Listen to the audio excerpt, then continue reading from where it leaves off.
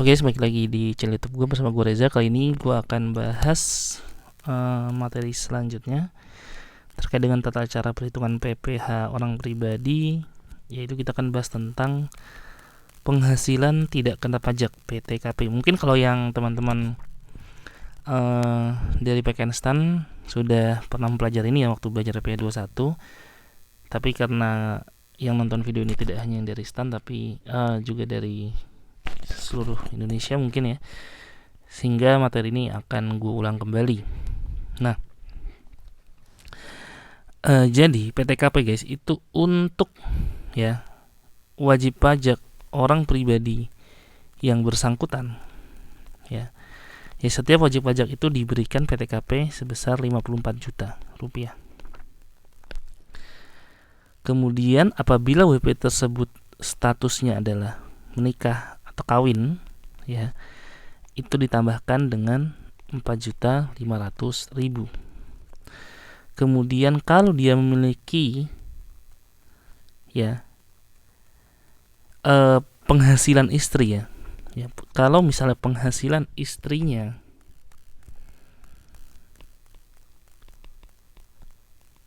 itu nanti digabung dengan penghasilan suami, maka dia akan ditambahkan lagi 54 juta guys ya. Kemudian yang terakhir adalah tanggungan ya, ini 4.500.000 per tanggungan, maksimal 3 tanggungan. Nah, tanggungan ini siapa aja guys? Tanggungan ini adalah keluarga, saudara, atau semenda ya, dalam garis keturunan lurus ya, dalam garis keturunan lurus, dan anak angkat ya, bisa juga anak angkat yang menjadi tanggungan sepenuhnya.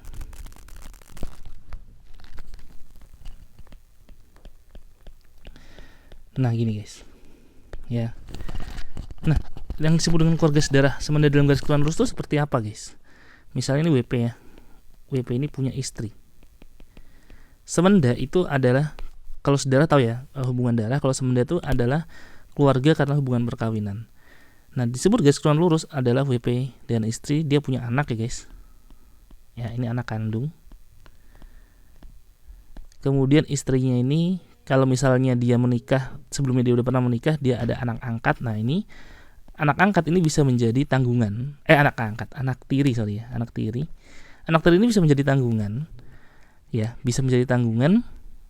Kenapa? Karena dia adalah garis keturunan lurus keluarga semenda ya, dia adalah keluarga semenda dalam garis keturunan lurus ke bawah. Nah kemudian ada lagi, kalau ke atas ada orang tua,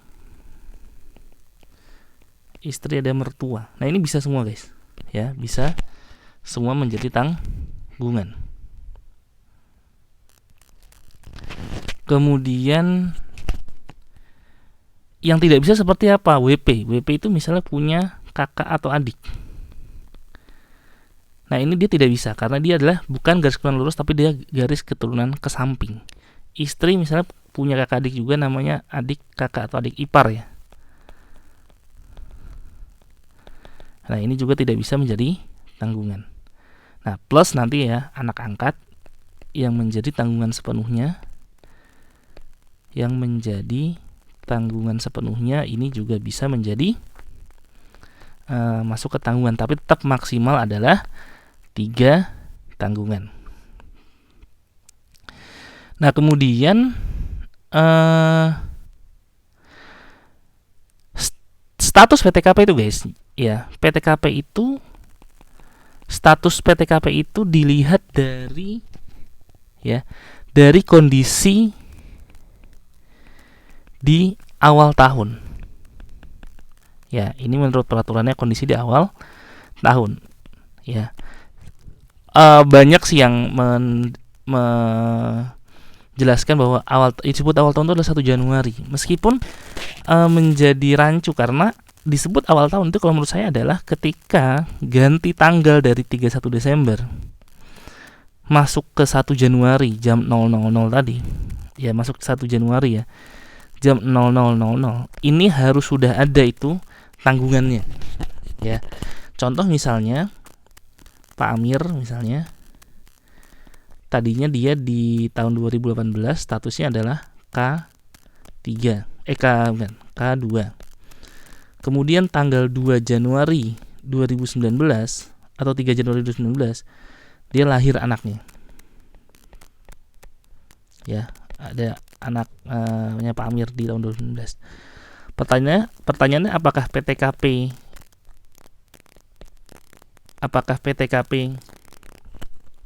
2019 itu menjadi K3 ya.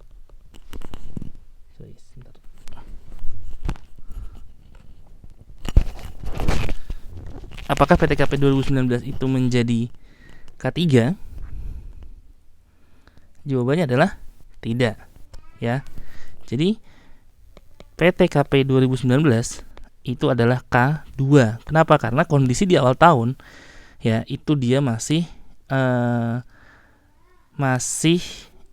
K2. Ya.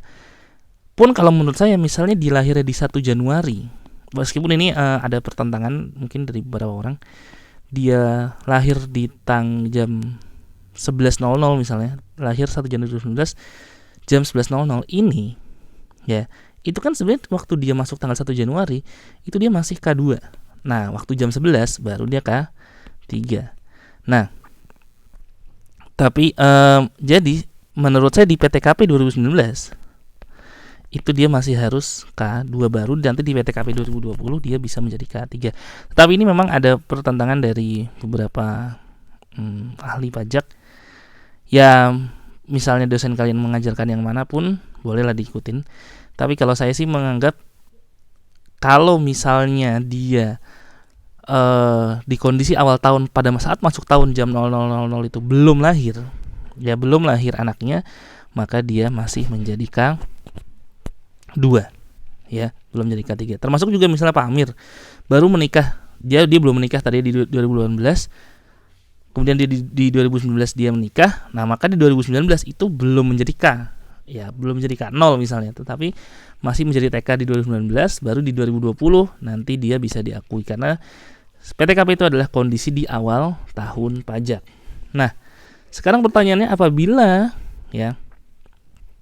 apabila warga negara asing ya yang dia menjadi wajib pajak dalam negeri di tahun berjalan, jadi misalnya kondisi kewajiban pajak subjektifnya untuk menjadi subjek pajak dalam negeri itu adanya di tahun berjalan, misalnya di tengah tahun misalnya, maka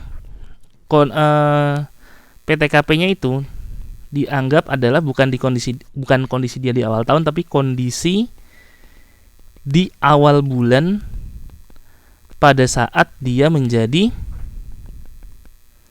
wajib pajak dalam negeri, gitu guys ya. Nah ini. Nah kemudian guys, yang namanya PTKP itu nanti akan kita buat dalam notasi. Ya, TK itu untuk tidak kawin, K itu untuk kawin, kemudian KI itu kalau dia penghasilan istrinya digabung. Nanti ada garis miring seperti ini diisi tanggungannya. Ya. Contoh misalnya TK 0. Kalau TK 0 berarti tidak kawin, tidak ada tanggungan, berarti dia 54 juta. K2 misalnya, berarti dia kawin, punya 2 tanggungan, berarti 54 juta ditambah 4,5 karena dia kawin, ditambah 2 dikali 4.500.000 karena dia ada 2 tanggungan, berarti 54 tambah 4,5 ditambah 9 berarti 67.500. Atau KI 2 ya. KI 2 seperti apa ini? Berarti 54 juta. Kemudian karena dia status kawin ditambah 4.500.000. Kemudian misalnya jangan KI 2 deh, KI 1 misalnya. Atau KI 3.